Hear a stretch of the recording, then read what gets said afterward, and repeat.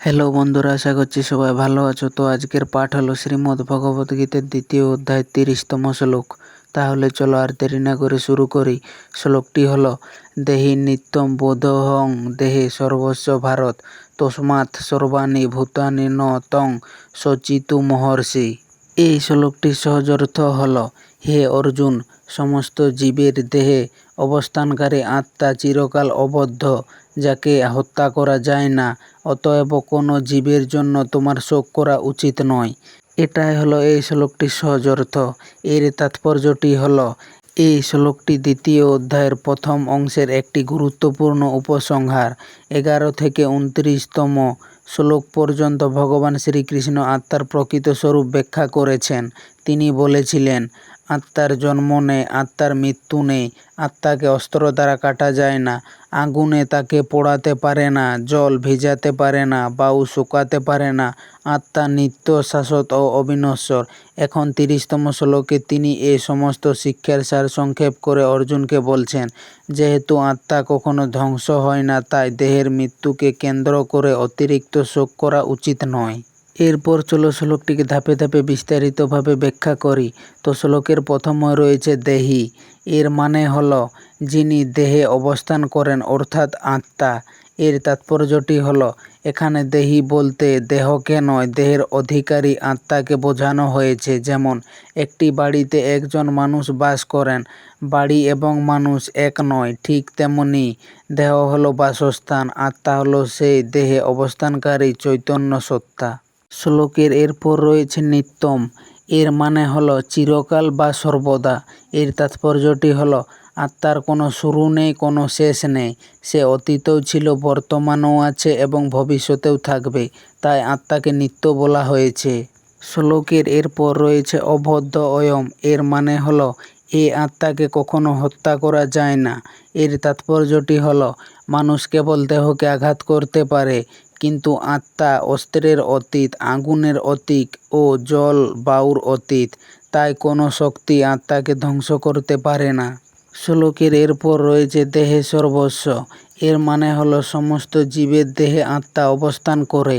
এর তাৎপর্যটি হলো, শুধু মানুষের মধ্যেই নয়, পশু পাখি জীবজন্তু সমস্ত প্রাণীর মধ্যে আত্মা রয়েছে। এই কারণেই গীতা সব জীবের প্রতি দয়া, সম্মান ও অহিংসার শিক্ষা দেয়। শ্লোকের এরপর রয়েছে ভারত। ভারত হলো অর্জুনের সম্বোধন। এর অর্থ, হে ভরতবংশীয় অর্জুন। এর তাৎপর্যটি হলো, এই সম্বোধনের মাধ্যমে ভগবান অর্জুনকে তার মহান বংশের মর্যাদা স্মরণ করিয়ে দিচ্ছেন। তিনি যেন বলছেন, তুমি একজন মহান বংশের বীর, তাই অজ্ঞানবশত শোকে ভেঙে পড়ো না। শ্লোকের এরপর রয়েছে তস্মাৎ। এর মানে হলো অতএব। এর তাৎপর্যটি হলো, যেহেতু আত্মা অবিনশ্বর, তাই পরবর্তী সিদ্ধান্ত হলো শোক করা উচিত নয়। শ্লোকের এরপর রয়েছে সর্বাণি ভূতানি। এর মানে হলো সমস্ত জীবের জন্য। এর তাৎপর্যটি হলো, এখানে শুধু কৌরব বা পাণ্ডব নয়, সকল জীবের কথাই বলা হয়েছে, কারণ প্রত্যেকের মাধ্যমে একই অবিনশ্বর আত্মা বিরাজমান। শ্লোকের সবশেষে রয়েছে ন তং সচিতু মহর্ষি।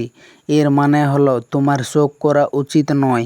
এর তাৎপর্যটি হলো, ভগবান অর্জুনকে বলছেন, তুমি যাদের জন্য শোক করছো তাদের প্রকৃত স্বরূপ আত্মা, আর আত্মা কখনো ধ্বংস হয় না। তাই শোক ত্যাগ করে তোমার ধর্ম অনুযায়ী কর্তব্য পালন করো। এই শ্লোকের গভীর শিক্ষাগুলো হলো, প্রথমটি, আত্মায় মানুষের প্রকৃত পরিচয়। দেহ পরিবর্তনশীল, কিন্তু আত্মা চিরন্তন। দ্বিতীয়টি, সব জীবের মধ্যে একই আত্মা বিরাজমান, তাই সব জীবের প্রতি সম্মান ও দয়ার মনোভাব রাখা উচিত। তৃতীয়, মৃত্যু ভয় দূর করো, আত্মা অমর। এই উপলব্ধি মানুষকে মৃত্যু ভয় থেকে মুক্ত হতে সাহায্য করে। চতুর্থটি, কর্তব্য পালনই ধর্ম, অতিরিক্ত শোক নিজের কর্তব্য ত্যাগ করা উচিত নয়। পঞ্চমটি, আত্মজ্ঞান জীবনের ভিত্তি। আত্মার প্রকৃত স্বরূপ জানলে মানুষ সুখ দুঃখ, লাভ ক্ষতি ও জন্ম মৃত্যুর ঊর্ধ্বে উঠতে পারে। এই শ্লোকের 3টে গুরুত্বপূর্ণ বিষয়গুলো হলো, প্রথমটি, দেহি নিত্যম বদ্ধ, মানে দেহি চিরকাল অবদ্ধ, কৃষ্ণ বলছেন দেহের ভিতরে যিনি আছেন সে আত্মা চিরকালের জন্য অবদ্ধ। নিত্যম শব্দটা বিশেষ, এটা বলছে শুধু এখন নয়, শুধু এই যুদ্ধ নয়, সর্বকালের জন্য আত্মা বোধের অযোগ্য। দ্বিতীয়টি হলো দেহে সর্বস্ব, মানে প্রতিটি প্রাণীর দেহে। এটা এই শ্লোকের সবচেয়ে ব্যাপক কথা। কৃষ্ণ শুধু ভীষ্ম বা দ্রোণের কথা বলছেন না, প্রতিটি প্রাণীর দেহে আত্মা আছে এবং সে আত্মা অবদ্ধ। মানুষ, পশু, পাখি, কীট সবার মধ্যে সেই একই অবদ্ধ আত্মা। এই সর্বজনীয়তাই এই শ্লোকের বিশেষ গুণ। তৃতীয়টি হল তস্মাৎ সর্বাণি ভূতানি ন তং শোচিতুম মহর্ষি। এর মানে হলো তাই কোনো প্রাণীর জন্য শোক করো না। কৃষ্ণ বলছেন শুধু ভীষ্ম বা দ্রোণের জন্য নয়, কোনো প্রাণীর জন্যই শোক করা উচিত নয়, কারণ সবার আত্মাই অবদ্ধ। এই শ্লোকের অবদ্ধ শব্দের গভীরতা। অবদ্ধ মানে হলো যাকে বধ করা যায় না বা হত্যা করা অসম্ভব। কিন্তু এখানে একটি প্রশ্ন আসে, আমরা কি শরীর মারতে পারি না? হ্যাঁ পারি। তাহলে অবদ্ধ কার জন্য? দেহীর জন্য, দেহের মালিক আত্মার জন্য। শরীর মারা যেতে পারে কিন্তু শরীরের ভেতরের আত্মা কখনো মরে না। এই পার্থক্যটাই মোহ ও জ্ঞানের পার্থক্য। অর্জুন দেখেছিলেন শরীর, তাই ভয় পাচ্ছিলেন। কৃষ্ণ দেখাচ্ছেন আত্মা, তাই শোকের কারণ নেই। যদি উদাহরণস্বরূপ শ্লোকটিকে বুঝি তাহলে ধরুন একটি বিশাল সমুদ্রে অনেক ঢেউ আছে। প্রতিটি ঢেউ আলাদা দেখতে, আলাদা আকারের, কিন্তু সব ঢেউয়ের ভেতরের একই জল। একটি ঢেউ মিলিয়ে গেলে সেই জল মরে না, সমুদ্রের অংশ হয়ে যায়। প্রতিটি প্রাণীর শরীর সে ঢেউয়ের মতো, আলাদা দেখতে, ক্ষণস্থায়ী, কিন্তু সব শরীরের ভেতরে সে একই আত্মা, যা অবদ্ধ, যা কখনো মরে না। এই শ্লোকের পর কি আসবে? এই শ্লোকের পর 31 থেকে কৃষ্ণ কর্তব্যের দিকে যাবেন। তিনি বলবেন, স্বধর্ম দেখে তুমি কাঁপতে পারো না। ক্ষত্রিয়ের জন্য যুদ্ধের চেয়ে শ্রেয় আর কিছু নেই।